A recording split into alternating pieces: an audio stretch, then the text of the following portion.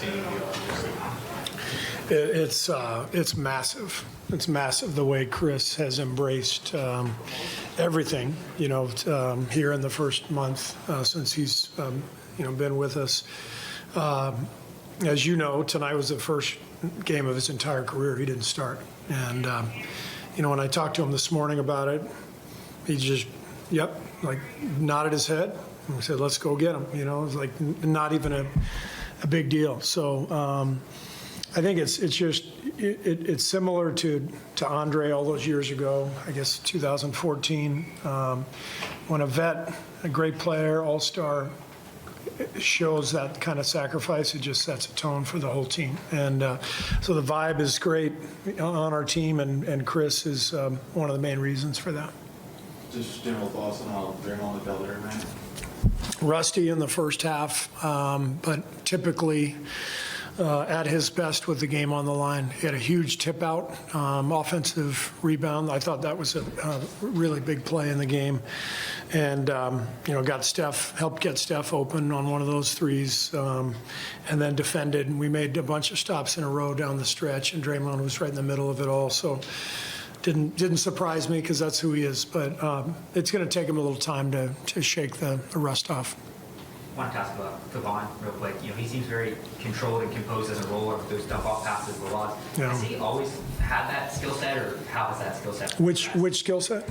Being able to be composed, as a short roller, make that dump-off. Yeah.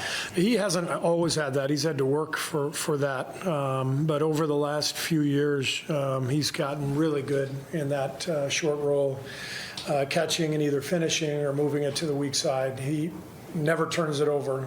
He's always under control. His feet are always underneath him, and he's got good hands. So, Loon played guard and wing in high school, and so his skill is actually greater than people give him credit for, because he's not out there launching threes, but he knows how to play. Does starting Draymond immediately coming off of an injury, rather than bringing him along slowly, having confidence, does that aid in him finding his rhythm quicker? Well, yeah. I mean, you never really want to, especially when you miss training camp. You don't want to go out and play 35 minutes the first night, and so this was about right. 20, 21 minutes, and obviously. Was rusty early, but really came on in the second half. So this is kind of how we, envisioned it. Wrap him up a little bit, go from there. Will that 20 to 21 minute range kind of be his target? I don't know. We'll see. Yeah, I'm going to talk to Rick tonight, and we'll see where he stands. Do you think if all six of your main guys are available, this will kind of be the plan moving forward? That starting lineup with Chris and the bench role? It's so early in the season that we'll see how it plays out. Things could change, but I love the look of tonight in terms of this starting group was the best five-man unit in the league last year. So we have a big piece of data to tell us, and our own eyes to tell us that group knows how to play together. And so look at the box score, the bench. Every guy was a plus. Chris was a plus 22.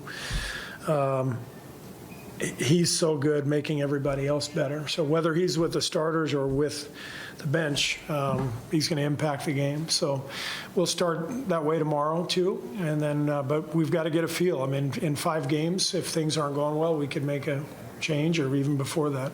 Was it good to see Clay kind of get off a little bit in that first half? Yeah, Clay looked relaxed. I thought his shot attempts were much cleaner tonight. He was forcing some shots in the first couple games, and tonight he just let the game come to him, and he looked really fluid out there. It's been only 3 games. What stands out to you about how Chris Paul is gelling or working with that second unit? Smart players with skill can gel with any team, any unit. So, not surprising at all. Chris is a brilliant Hall of Fame basketball player. So.